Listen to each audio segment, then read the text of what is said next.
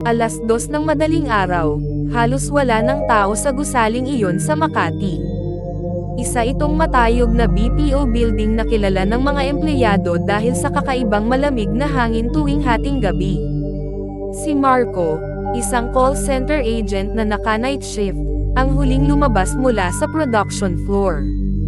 Halos sabay-sabay na nag-uwian ang mga kasama niya, pero siya ay naiwan dahil sa overtime.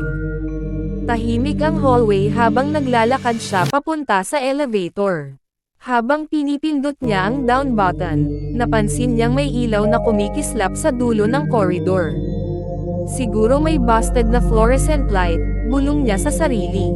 Pero kasabay noon, may mahina siyang narinig na tila pabulong na tinig. "Huwag kang sumakay." Napalingon siya pero wala namang tao. Pinagpawisan siya ng malamig kahit na nakatodo ang aircon ng gusali. Dumating ang elevator. Ding! Bumukas ang pinto. Walang tao sa loob. Pumasok siya at pinindot ang G para ground floor. Biglang nagsara ang pinto, at sa halip na pababa, pataas ang galaw ng elevator. Ha! Mali ata. Pindot siya ng pindot ng mga buton pero hindi gumagana. Umakyat ang elevator hanggang sa 13th floor, pero sa building na iyon, walang nakalistang 13th floor. Officially, 12 at 14 lang ang meron. Pagbukas ng pinto, bumungad kay Marco ang isang corridor na madilim, puno ng sirang fluorescent lights, at mga pintong gawa sa kahoy na luma at bulok. Hindi ito kapareho ng modernong opisina sa mga lower floors. Amoy alimuom at dugo ang sumalubong.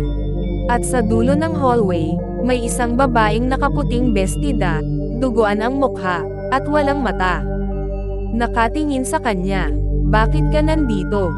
Bulong ng boses mula sa kawalan.